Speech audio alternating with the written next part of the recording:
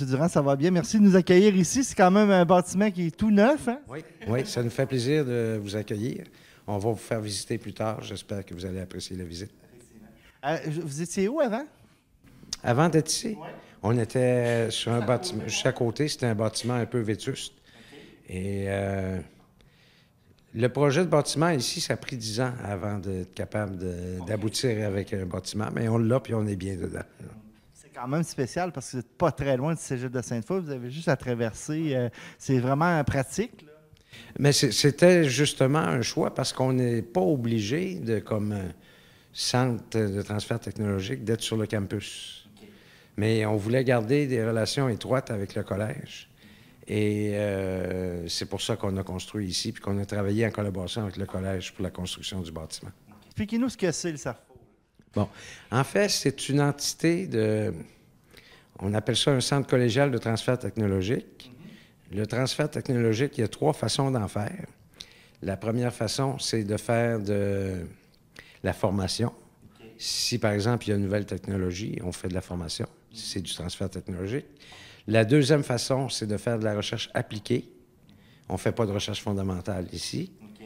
Et la troisième façon, c'est de faire de l'assistance technique, c'est-à-dire supporter des entreprises, des organismes à réaliser des projets avec les nouvelles technologies. Bon, le lien avec le collège, c'est que c'est le collège qui a le mandat d'avoir un centre collégial de transfert technologique. Le collège a un mandat. Pourquoi? C'est qu'ils veulent qu'avec un centre de transfert technologique, ça puisse donner des retombées sur la formation collégiale. Okay. Alors, par exemple, il y a beaucoup de projets qui se font en collaboration. Nos chercheurs travaillent avec des professeurs du département de technologie forestière du collège. On prend beaucoup de stagiaires, des étudiants l'été. Alors, les retombées me semblent assez évidentes pour la formation collégiale. Il y a combien d'employés ici? Actuellement, il y en a une quinzaine. Okay. Oui. Puis, dans le fond, c'est tous des chercheurs? La plupart sont des chercheurs à toute fin utile. Il n'y a personne ici qui n'a pas au moins un master ou un doctorat. Puis, si on parle, exemple, parce qu'on va parler beaucoup de télédétection avec vous, on a vu à notre visite du Cégep de Sainte-Foy comment c'est rendu évoluer. Est-ce que c'est vous qui avez aidé justement à cette évolution-là? On a aidé parce qu'on a monté un laboratoire de télédétection. On a eu un financement de la Société canadienne de l'innovation, la Fondation canadienne de l'innovation, je m'excuse. Ouais. Alors, on a des équipements, mais là, il faut comprendre qu'on est à un tournant là, dans la formation, autant collégiale qu'universitaire, c'est-à-dire que tout le monde prévoit un manque de main-d'œuvre. Ouais. Donc, des gens qui courent dans le bois avec des pieds à coulisses pour mesurer des diamètres d'arbres, on ne pourra plus faire ça dans quelques années, on va manquer de monde. Alors, on remplace ça par des nouvelles technologies, ça inclut les drones, ça inclut l'exploitation des imageries diverses, que ce soit le LIDAR ou les autres. Alors, on est à un tournant, puis nous, ce qu'on vise là, avec le collège, c'est que de mettre les programmes à jour et que dans quelques années, un technologiste forestier soit capable d'être embauché par une société forestière ou le gouvernement, partir avec son drone, faire la prise d'images, faire l'analyse des images et capable de sortir une carte. Alors, on est à un tournant technologique, là. C'est drôle parce que ça fait quand même 3 ans qu'on fait la série, puis on a parlé pratiquement juste à la 2e saison de la forêt 4.0. Vous autres, vous êtes dedans, ça fait un bout, là. Oui, c'est ça. C'est un peu notre mandat. Alors, vous voyez, comme ça, de recherche, on aide des entreprises à le faire. Puis en même temps, bien, ça permet au collège de garder ses programmes à jour et eux aussi d'acquérir la technologie parce qu'ils participent sur beaucoup de projets avec nous. Alors, c'est un échange de bons procédés. C'est justement une de mes prochaines questions. Votre plus gros défi, c'est vraiment ça. C'est le manque de main-d'œuvre qui vous frappe de plein fouet. Il faut trouver des façons de continuer à opérer comme si de rien n'était. Oui, parce que les opérations, soit de récolte ou de sylviculture, ça se fait sur le terrain, mais il faut alimenter ça avec de l'information, puis de l'information à jour.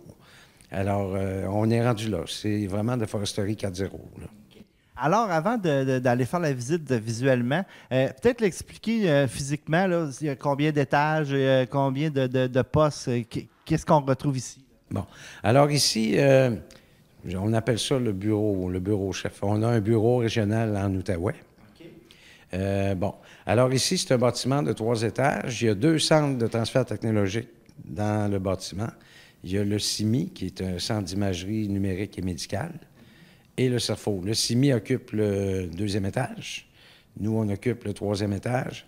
Et le rez-de-chaussée, c'est occupé par l'administration et les salles communes.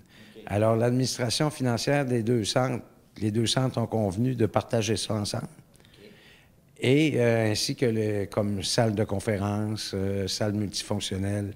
On a une grande salle qui permet, par exemple, de faire des formations avec 30-40 personnes.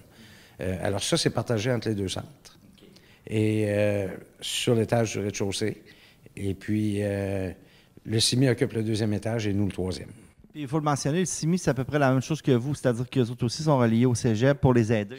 C'est la même chose. D'ailleurs, c'est moi qui l'ai démarré au départ. Ah oui, OK. Oui. Parce qu'on pensait qu'il pouvait y avoir de la synergie entre les 2 centres. D'ailleurs, le fait qu'on partage l'administration ensemble, ça réduit nos coûts. Alors, c'est le même mandat, c'est un même statut d'OSBL, etc. Okay. Et ils travaillent avec les mêmes optiques que nous. J'imagine que vous m'avez parlé du CERFO qui est un petit peu partout au Québec aussi. Est-ce que c'est dans... Partout au Québec. Ouais. Je dirais qu'on fait pas plus que 30 % de notre chiffre d'affaires se passe dans la région de Québec. Okay. Alors, on est partout, que ce soit sur la Côte-Nord, en Abitibi, Témiscamingue, dans la Mauricie, Gaspésie, l'Outaouais, évidemment, parce qu'on a un bureau là. Alors, on est partout au Québec. On considère que notre vocation est provinciale. Okay. Puis vous, quand on parle de télédétection, c'est un de vos dossiers. Il y a sûrement d'autres dossiers que vous traitez par rapport aux régions, là. Oui, oui. Bon, essentiellement, ici, on a 2 axes principaux de recherche. Un qui est plus traditionnel, qui date depuis plus longtemps, qui est celui de la sylviculture appliquée. Okay. Alors, c'est là que vous allez visiter certains travaux avec notre ami Guy Lessard. Ouais. Et depuis quelques années, là, depuis qu'on a eu le financement de la Fondation canadienne de l'innovation avec le laboratoire de télédétection, on entre dans la foresterie 4.0. Alors, à terme, on va aboutir, on a des projets où on commence à travailler avec l'intelligence artificielle. Alors, on essaie, par exemple, présentement, d'être capable de, par intelligence artificielle, d'identifier les essences, les arbres, d'en faire les contours, d'être capable d'en faire les volumes. Alors, vous savez, l'intelligence artificielle, ça apprend par essai-erreur, en gardant en mémoire tout ça. Alors, à terme, on va aboutir avec ça. C'est quand même assez spécial. Juste en étant en haut, en regardant la forêt, on peut maintenant voir les essences, on peut voir la grandeur, la vie. Dans le fond, le nombre d'années que l'arbre a aussi. Bien, le nombre d'années, c'est moins évident, mais bon, pour ce qui est là, des hauteurs et tout ça, c'est facile maintenant avec les images, comme les imageries LIDAR. Bon, ben on va aller faire la visite parce qu'on a beaucoup de choses à jaser ce matin, parce qu'on s'en va dans le bois cet après-midi. Beaucoup de choses. Alors, on s'en revient dans quelques instants. OK, ça marche.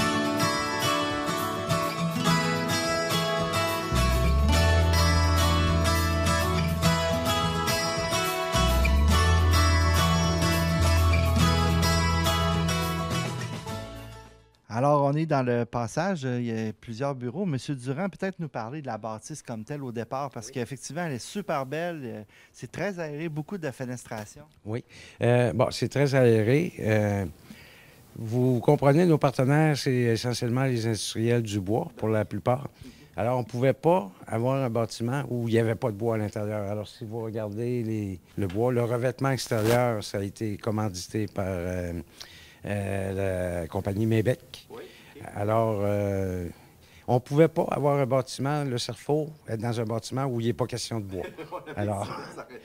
Alors, c'est très, comme vous pouvez voir, c'est très éclairé. Et, puis, il y a beaucoup de vues vers le cégep aussi, qui est votre partenaire. Oui, on a la vue sur le département. Je vais vous montrer leur bâtiment. Vous l'avez déjà vu, je crois. Oui, oui, effectivement. Je remarque aussi que vous avez une terrasse. C'est intéressant. Oui. Ça, c'est plus social qu'autrement. C'est ça, hein? Ça permet, souvent, quand il fait beau, les employés mangent le midi sur la terrasse. Mais aussi, ça permet les gens du CIMI aussi viennent manger sur la terrasse. Ça permet de se connaître un peu mieux puis de pouvoir échanger puis voir les possibilités de synergie. C'est ça qui est intéressant, parce que c'est 2 champs d'activité différents, mais c'est quand même intéressant. Il y a quand même des choses qui peuvent se recouper. C'est ça, effectivement. Parce que quand on parle d'imagerie numérique, En fait, l'imagerie satellitaire, LIDAR ou autre, c'est des images numériques. Alors, Ça revient. OK. On a justement un des employés qui est là. Hein? c'est ça. Alors ici, on a Gilles Joannis, qui est un biologiste de formation avec un doctorat. Tu l'as fait sur les sols, Gilles? Oui, sur les sols à Sherbrooke. OK. Alors, justement, c'est quoi votre projet de recherche présentement ici? Bon, on en a fait plusieurs. J'en fais un gros sur le suivi des coupes progressives et régulières dans les forêts au Témiscamingue et dans la Nodière. Donc, on prépare le dispositif, on va mesurer sur le terrain la régénération, le bois sur pied, la productivité aussi forestière, les opérations forestières. Donc, on a vraiment des projets qui sont englobants, qui permettent de répondre à des questions spécifiques pour améliorer les pratiques forestières au Québec, entre autres. Okay. Justement, est-ce que ça vous amène à aller faire un tour toujours là-bas, mais si vous le faites maintenant à distance par informatique? Il faut toujours aller sur le terrain pour valider nos dispositifs. Juste même si on a des super bonnes cartographies et tout, il faut toujours quand même valider sur le terrain. C'est sûr que ça s'améliore beaucoup dans les dernières années. Donc, ça permet de mieux planifier, dans le fond, les dispositifs et faire la recherche. Mais il faut toujours valider sur le terrain pour s'assurer que la donnée est bonne et précise. Merci beaucoup. Oui, allez. Comme on vous disait, on travaille avec les sociétés forestières. Au début, Guy peut confirmer que nos dispositifs, ils étaient plus de nature plus scientifique. Alors là, maintenant, nos dispositifs, on travaille plus au niveau opérationnel. Okay. Alors, c'est pas des petites placettes d'un dixième d'hectare ou c'est à la grandeur d'une opération forestière. Alors, c'est... J'imagine que vous l'étalez dans les années aussi pour avoir une vision sur 10, 15, 20 ans. Là. Oui, c'est remesuré avec des fréquences, des intervalles de temps qu'on essaie d'avoir réguliers dépendamment des financements. Okay. Parce qu'on doit quand même admettre que le financement de la part du ministère qui gère nos ressources naturelles en termes de recherche forestière appliquée a été diminué considérablement les dernières années. Alors, c'est ce qui fait qu'il y a certains dispositifs où si on avait les financements adéquats, on serait dû pour les remesurer. Et on attend d'avoir les financements nécessaires pour être capable de continuer. Mais ça reste que ça garde la qualité de la donnée quand même. Mais il reste l'industrie forestière a quand même eu une crise, un bot de vague, mais il reste que vous, ça a été très important d'être là pour justement aider à faire différemment la forêt. Là. Oui, effectivement. Mais par contre, un des problèmes qu'on a, c'est qu'avec le nouveau régime forestier, les sociétés forestières sont moins intéressées qu'auparavant à s'investir dans la recherche appliquée en termes de sylviculture ou de terrain, parce que théoriquement, c'est le ministère maintenant qui fait la planification des travaux et qui est supposé arriver avec une politique de production de bois d'œuvre, etc. Okay. Alors, c'est plus difficile maintenant de travailler avec les industriels parce qu'on leur a demandé de se retirer de l'aspect forestier en les limitant à couper des arbres. Alors, M. Durand, oui. Vous avez encore quelqu'un de très célèbre de votre équipe à nous présenter, oui. Oui, c'est M. Donald Blouin, qui est aussi ingénieur forestier. Alors, Donald, ça fait combien d'années au CERFO? 24 ans. 24 ans. Alors, c'est pas un des plus derniers arrivés. Alors, Donald est responsable, avec Guy, que vous allez rencontrer plus tard, d'un réseau provincial de dispositifs expérimentaux de travaux sylvicoles. Alors, c'est Donald l'expert, j'aime mieux le laisser parler. Alors, Donald, tu vas nous parler de la carte qui est à côté. Je pense que c'est le résultat de votre travail depuis plusieurs années. Là. Écoute, depuis 24 ans, moi et Guy Lessard. Guy a un petit peu plus d'ancienneté que moi. Ouais. Mais effectivement, notre laboratoire, qui est pour la partie terrain, c'est la province de Québec, dans lequel on a installé plus de 50 dispositifs expérimentaux jusqu'à maintenant. OK. Quand on parle de dispositifs expérimentaux, c'est justement pour voir, dans le fond, des hypothèses que vous avez sur 15, 20 puis 25 ans, c'est ça? Là? Exactement. Un dispositif expérimental, c'est que souvent, on fonctionne avec des hypothèses en foresterie à long terme, et là, on veut les documenter, ces hypothèses-là. Alors, on va être en mode comparer différentes façons de faire, différents traitements, différentes interventions en forêt, et suivre les résultats. Après 5, 10, 15, 20, on a des résultats de nos plus vieux dispositifs jusqu'à 20 et 25 ans présentement. Et donc, on documente nos hypothèses avec des cas concrets sur le terrain, applicables, province de Québec. Okay. Si on y allait justement concrètement, juste un exemple. OK. Je te dirais qu'il y a 25 ans, on se posait des questions à savoir comment on fait, on voit le chêne rouge disparaître de nos forêts. OK. Alors, comment on réussit à le conserver ou à le maintenir ou à le réimplanter? Okay. Et puis, une des choses qu'on a faites, c'est plutôt que de passer en mode, donc, coupe progressive, faire des coupes avec couvert où on va faire une réserve, on va garder les bons semenciers, les chênes rouges, et amener des nouvelles interventions qu'on ne faisait pas auparavant, entre autres de faire de la préparation de terrain ou de brasser le terrain, mais sous un couvert d'arbres. Okay.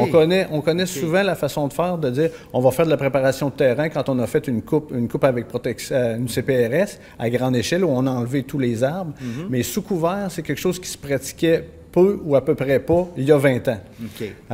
Mais inspiré des résultats de ce qui s'est déjà fait en Europe et de l'écologie de l'espèce comme telle, qui demande un sol qui a été un petit peu brassé, eh bien, on a amené ces choses-là à travers nos dispositifs, puis qui ont fait leur petit bonhomme de chemin pour faire en sorte que ça devienne des pratiques un peu plus courantes aujourd'hui.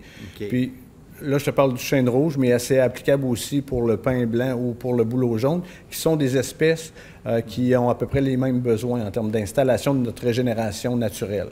C'est ça, tu me disais tantôt, avant qu'on entende en que c'est pas mal les 3 espèces que vous travaillez fort. Là. Exactement, oui. Écoute, c'est des espèces de grande valeur pour notre industrie au Québec, d'un. Et c'est les espèces... qui, avec les années, la protection des forêts contre les feux, a fait en sorte que ces 2 espèces-là, chêne rouge et pin blanc, se reproduisaient beaucoup après feu, qui fait en sorte que, comme on les contrôle maintenant, bien, on n'a plus le processus naturel pour réinstaller ces arbres-là dans nos forêts naturellement. Fait qu'il faut penser à dire quelles sont les méthodes où on peut imiter ces besoins-là de feu pour faire en sorte qu'on va les réinstaller. Et puis, pas juste faire une récolte, mais penser à réinstaller des peuplements de grande valeur comme ceux-là. Okay.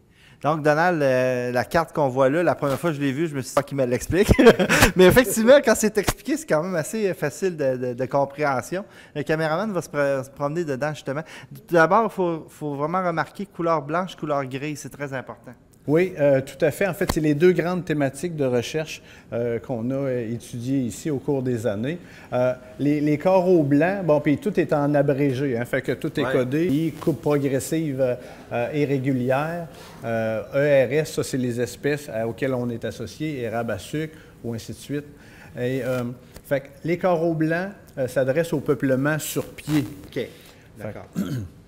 Et puis, ce qui est des carreaux ombrés ou foncés, c'est l'étude des jeunes peuplements. Donc, notre premier objectif, c'est dans un peuplement mature de trouver la façon de pouvoir réinstaller la régénération. Et à partir du moment où on a installé cette régénération-là, bien, on veut l'éduquer ou s'assurer qu'elle va garder sa place, continuer, parce que ce qu'on installe, normalement, n'est jamais tout seul. Il y a beaucoup de compétition, il y a beaucoup d'autres espèces qui sont moins désirées ou même vraiment indésirables. Alors, les coraux blancs sont vraiment toutes les questions d'éducation de nos jeunes peuplements, encore là, pour comparer les façons de maintenir les espèces désirées en place. Ça implique que sur une base régulière, normalement un rythme de 5 ans, on va vouloir retourner sur le terrain avec des équipes de techniciens et puis d'étudiants pour vraiment aller faire des suivis de mesure. Quand on parle de dispositif expérimental, ça veut dire avoir implanté des endroits où on a vraiment identifié sur le terrain des places de façon permanente, des arbres, et on va aller suivre les mêmes endroits 5 ans après 5 ans, décennale après décennale. Vous avez quand même beaucoup de sites, une 50aine de sites. Est-ce que ça peut arriver qu'il y ait, par exemple, une maladie, un insecte qui vienne gâcher un petit peu tout ça? On n'est pas à l'abri de ça. Non, effectivement, fait que ça peut arriver. Les plus gros dommages qu'on a eus, je te dirais, c'est des fois, c'est peut-être par l'homme. Ah oui? Ah oui? Mais on fait toujours nos projets en collaboration avec des partenaires industriels locaux, qui sont des locaux, avec les unités de gestion et les gens du ministère qui sont des locaux. Et ils ont toute l'information dans leur base de données, à savoir que ça, c'est une zone de recherche, d'études, puis on veut la préserver. OK. Vous avez de l'affichage sur place aussi, j'imagine? On a de l'affichage sur place aussi, oui.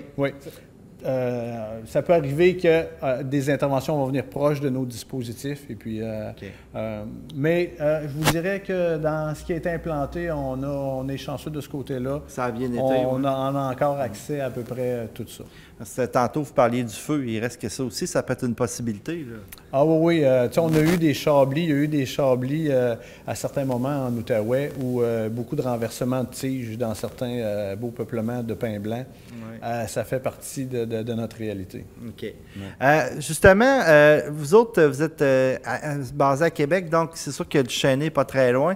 Écoutez, Duchesnay, c'est un site privilégié de par sa proximité puis la possibilité de choses qu'on peut faire. Mais comme vous le voyez sur la carte, on est vraiment étendu d'est en ouest, vraiment dans la zone méridionale du Québec, où on travaille principalement dans les forêts mélangées, donc un mélange d'espèces feuillues, d'espèces résineuses de grande valeur. Fait que de la Gaspésie, de la baie des Chaleurs, en allant jusqu'au Témiscamingue, avec beaucoup de choses en Outaouais, en Mauricie, en Abitibi, au Témiscamingue, et puis dans la Naudière, et ainsi de suite. Okay. Oui, en plus de Québec. Dernière petite chose qu'on n'a pas décrit sur la carte, c'est les années. Pourquoi il y a des années récentes comme ça? Est-ce que c'est à cause que c'est quand vous avez été faire le contrôle ou... Oui, bien là, en fait, les séries d'années, la première année va souvent correspondre à l'année d'implantation du dispositif. OK. Et puis, par la suite, ça va être les années où on sera retourné sur le site pour faire soit des nouvelles interventions ou soit pour faire des suivis. OK. Exactement. Ça, c'est votre carte qui est à jour de cette année, c'est ça? Oui, c'est ça, oui. Ça, c'est une mise à jour là, récente là, qui date d'avril de cette année. OK.